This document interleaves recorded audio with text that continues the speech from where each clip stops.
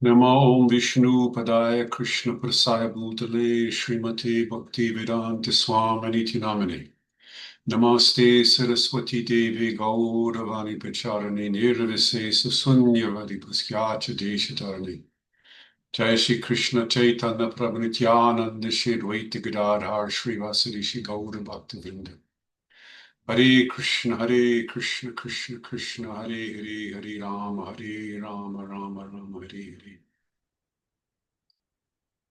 Hare. Um, Today I heard a video from Pranada uh, about female Diksha gurus. So this video is a response to that.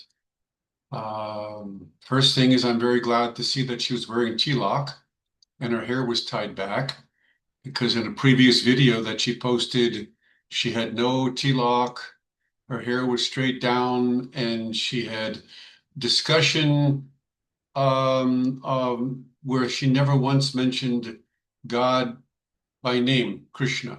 She only referred to God as Source, Source. And when I responded in a comment to her that this is not proper, she cut me off. She banned me from the post, didn't allow me to continue, and basically she kicked me out for um, for my responding to her in a negative way. Okay, so my purpose in the video is to discuss the female Vaishnav diksha issue from a shastric point of view. At the same time, I may bring up some of the things that Pranada said in her video. It seems to me that her um, uh, her what's the word? Argument is primarily based on things that Vasu Ghosh and Bikash Maharaj, Bikash Maharaj, yes, Bhakti Bikash Maharaj had said in the past.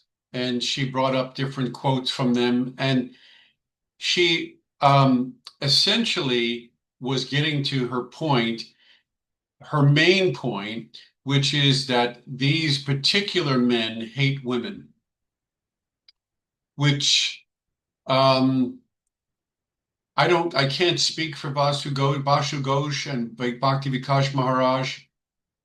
I don't think that's the proper way to approach the discussion or the argument of female Diksha gurus, because that is not here or there.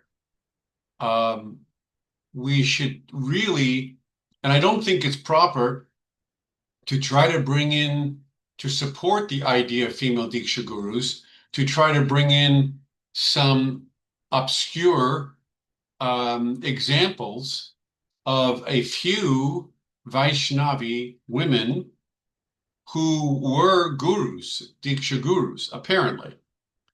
Because A, Srila Prabhupada did not dwell on that. If I'm not even sure he even mentioned it. I think he did mention in CC, but not elaborately, like Janavamata, who is the wife of Nityananda. Rare instances like this. Generally speaking, we don't see Vaishnavi gurus in our disciplic succession at all. None, other than perhaps, as was being mentioned by some devotees, maybe Gaudiya Vaishnavas, as opposed to Sri Vaishnavas, maybe some Gaudiya Vaishnavas, and the mention, of course, is Janavamata. But why then are there such issues? What is the actual issue then with female Diksha gurus, in my opinion? And I'm speaking not from a historical perspective of within ISKCON, when there have been back and forth with Basu Ghosh or Pranada or others, or even among the GBC, I'm really not privy to all the email exchanges. So my purpose is really to speak outside of that and as a disciple of Srila Prabhupada and my understanding of the philosophy. First of all, I am in favor of siksha gurus of all types, men and women. I think that that is a very valid position, and it should not be taken lightly. So anyone who has knowledge of Krishna consciousness, and what does that mean? Well, there are different, and try to follow a little bit of my logic here because it will tie together to give you a better understanding of my point of view.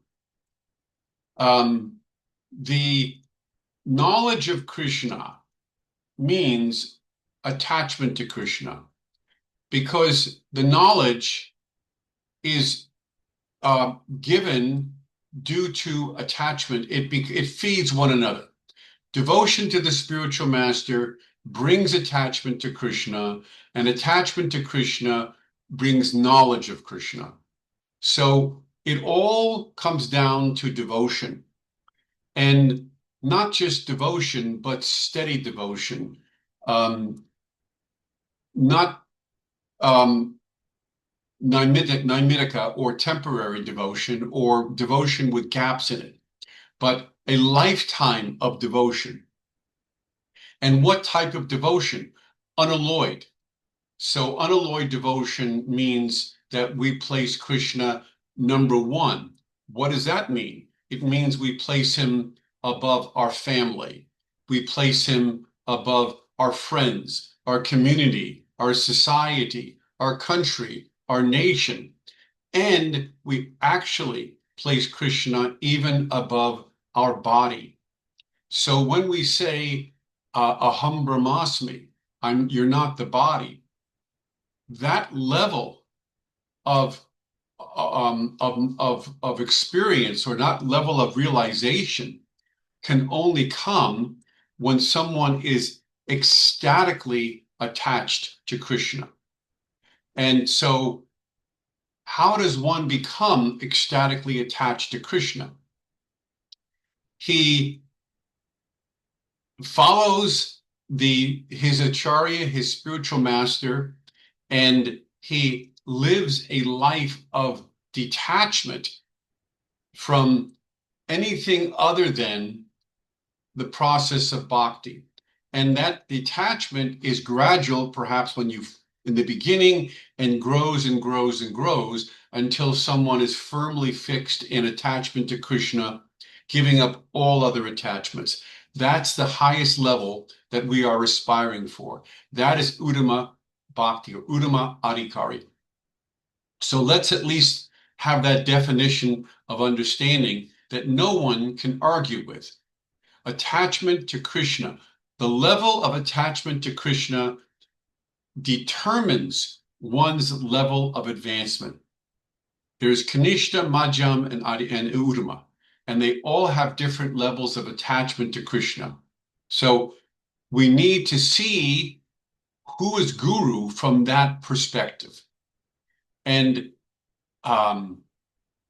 the opportunity or the ability, I should say, for someone to detach himself from everything, including his own body, and get to the point of ecstatic absorption in the service of Krishna.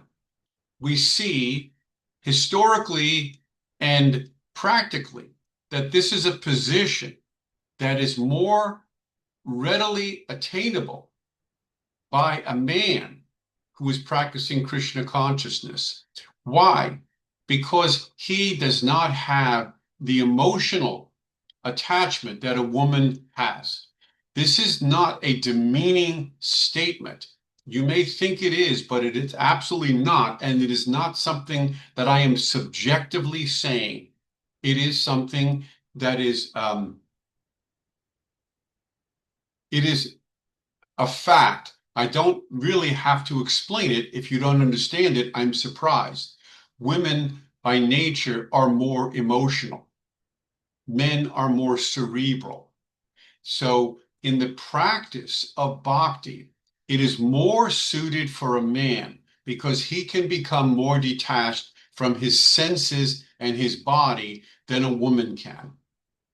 Therefore, traditionally, men take sannyas, not women.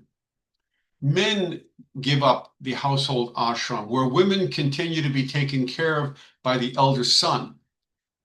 Krishna talks about how women should always be under the protection of father, husband, and then ultimately the older son, because the husband goes off and maybe becomes sannyas. This is the Vedic society. Now, you may say, well, that was then. What about now? And that would be improper because Prabhupada never took that posture. He introduced us to the Vedic concept and the Vedic society. He glorified it. He wanted us to follow it. He never said, well, we're going to make some changes because this is not possible. The only changes I really saw that Srila Prabhupada did was he did allow brahmacharinis, as we call them, to live in the temples and the ashram. Prabhupada also performed marriage ceremonies, which sannyasis generally don't do, apparently. Prabhupada did. So he made those changes. But other than that, I don't see where Srila Prabhupada was saying that men and women are completely equal. In fact, I see the opposite. Prabhupada did speak once and say that the women, the feminist movement, Prabhupada said, women want equality, but men can't get pregnant. So where's the equality? So try to understand Prabhupada's point. He's basically saying that the body of a woman and the body of a man, therefore the mind of a woman and the mind of a man, are intrinsically different.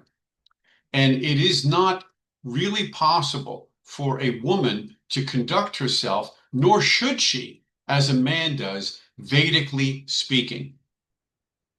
Therefore, it is, if we are to continue Krishna conscious society, namely ISKCON, and we want to continue the idea of initiations and diksha initiations, it makes much more sense to allow men who've achieved a steady level of detachment from the body and from the household to initiate, because his focus is entirely on his disciples. And not just that, primarily his focus is on Krishna. And then he can give the proper guidance to his disciples. This is my core point in terms of why I don't advocate for female diksha gurus in ISKCON. But I do advocate for siksha gurus of a feminine, of female siksha gurus. I see no problem with that at all, because there are women who have the ability and prove themselves to come to a higher level of Krishna consciousness, and that they can give siksha guidance to others. But that level that most women will achieve to be a siksha guru does not mean or qualify them to be a diksha guru. Now you may say, well, Prabhupada said there's no difference between siksha and diksha. That is true, but it doesn't automatically mean that every siksha is equal to a diksha. That's ridiculous. We have levels, as I mentioned earlier, of devotees with varying levels of knowledge based on their attachment to Krishna. And as I said, it is easier for a man to become more attached to Krishna than a woman, because he can give up more in the process in his life than a woman can give, generally speaking.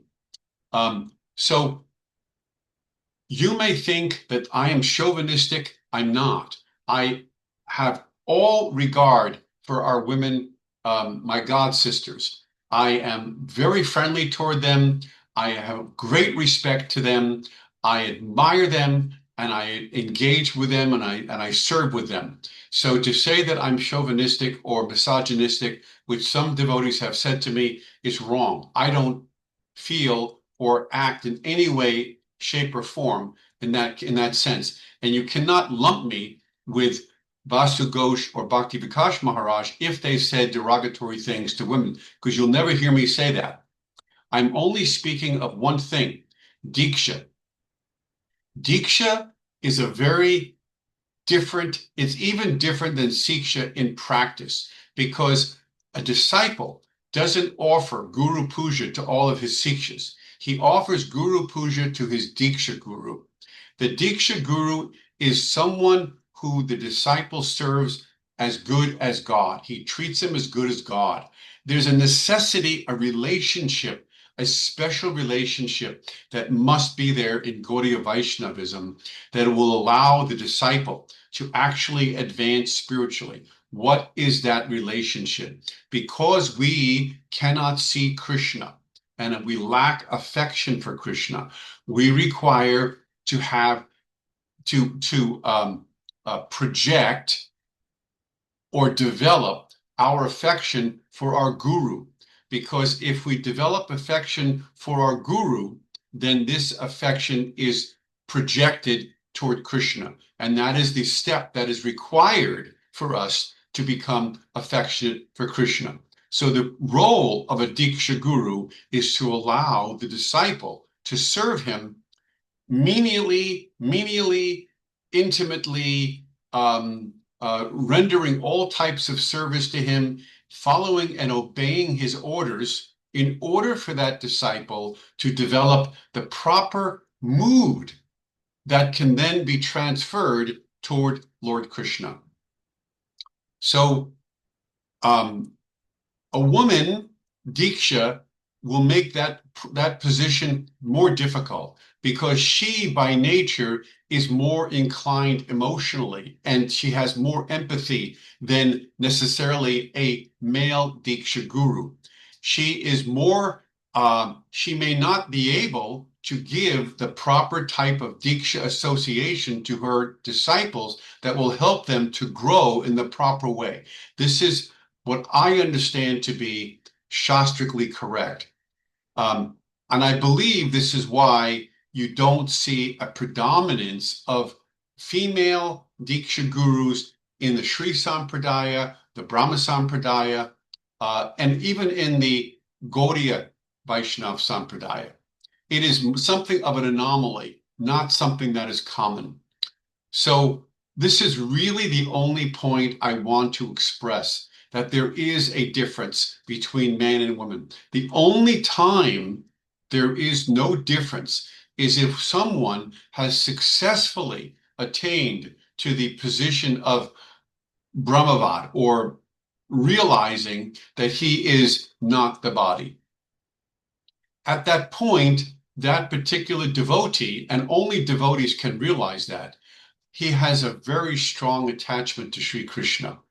Through that strong emotional attachment to Krishna, he can give up his attachment for the body. He just uses his body as a machine that was granted to him by Krishna. He simply uses it in bhakti. He doesn't use it to expand his emotional attachment to the world. He sees it as a machine, as Krishna sees it in the Bhagavad Gita.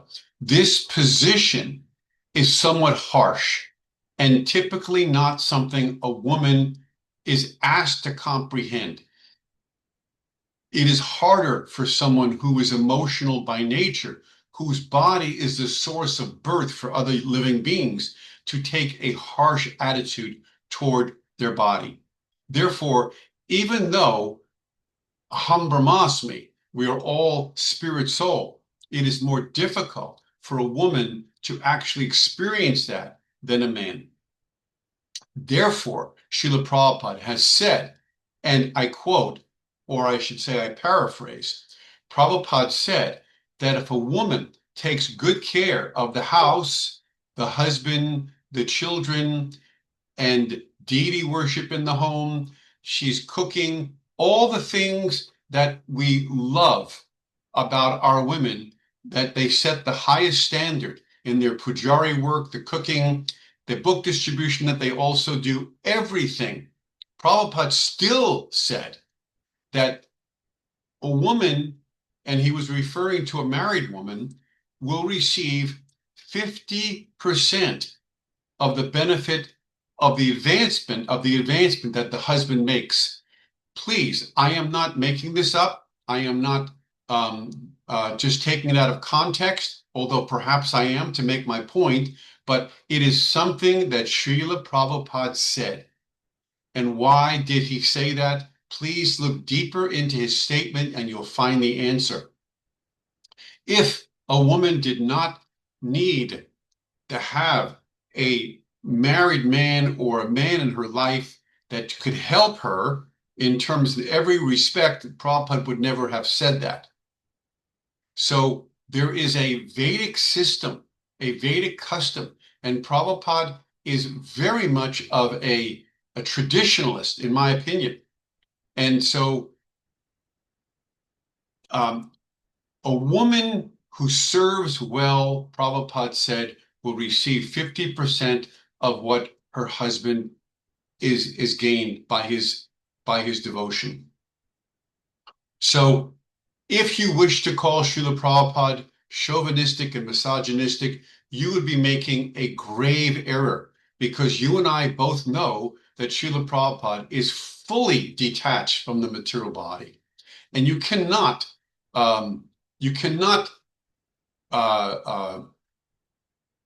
try to reinvent what he said. You can't eschew something out of what he said and try to reinvent it and say it's not. You can't do that. You would be doing yourself a favor by taking Prabhupada's words verbatim and trying to understand them as they are. As I said earlier, I am all for siksha gurus among women. I have no problem with that, right, at all. And I never will have a problem with that. B, I have no problem with women disciples of any sort. They are an essential part of our Krishna consciousness movement, and they will help to push it on every possible respect. I have all respect for women who are temple presidents. I have all respect for women who are GBCs. I have all respect for women who are heads of pujari departments, who serve in every capacity. I do not take the same position that apparently Pranana says Basu Ghosh and Bhakti Vikash have said about women. I cannot sign on to the things that she said about them. I am speaking strictly from what I believe is shastrically correct, in line with what Srila Prabhupada taught. So I won't even go so far as to speak about women's lib and why and how women within our own Krishna conscious society appear to be touched by this women's liberation idea. But I can say that there are other women who have approached me and spoken to me and said in no uncertain terms that men don't do anything, women do everything, women do all the work, men sit back and do nothing. This, I believe, is my opinion, part of the driving force behind female diksha gurus in ISKCON. I think that the track record that men have as far as being gurus is questionable, but it's not unacceptable, but it can be questioned, and I have no problem with that. Does that mean that if a woman becomes a siksha guru, she won't also fall into criticism? Come on. So what you're saying is, okay, if a man can be criticized for being a crappy diksha guru, then why not make a woman a diksha guru? If she's going to be crappy, what's the difference? That is not a good argument. This idea that men don't make great diksha gurus is a useless, silly argument. because no one is saying that men are great diksha gurus. We're saying that they make better diksha gurus because they're more qualified from a bodily point of view. They have a better chance of getting off the bodily platform and being more devoted to their position as a diksha guru than a woman could be. So I will go on saying that women can be siksha gurus. They can do a great job of guiding, and they're already doing that. So I don't see a need to make any changes at all. I think we're fine the way we are. I think that we are expanding Krishna consciousness exponentially. I don't agree with Pranada that devotees are leaving in masses because they're not getting personal guidance, although I will agree that there should be a limit to how many disciples a Diksha guru should have. But that, I believe, is going to take care of itself in the future. As more Diksha gurus come, there'll be smaller groups of disciples, and more personal training will go on. So I don't see that as being a reason for making female Diksha gurus. I don't think that disciples are leaving in mass, which is what Pranada said, because even during Srila Prabhupada's manifest time, even disciples left then while Srila Prabhupada was still with us. So that is a common occurrence. Many people come to Krishna consciousness, they give it a try, and they leave. That it will go on even with female Diksha gurus. So again, to end this particular discussion, I truly believe that it is in ISKCON's interest to continue making disciples through male Diksha gurus who have demonstrated a very strong inclination toward A, attachment to Krishna, and B, detachment from the body and all things related to the body. Thank you for listening. Hare Krishna.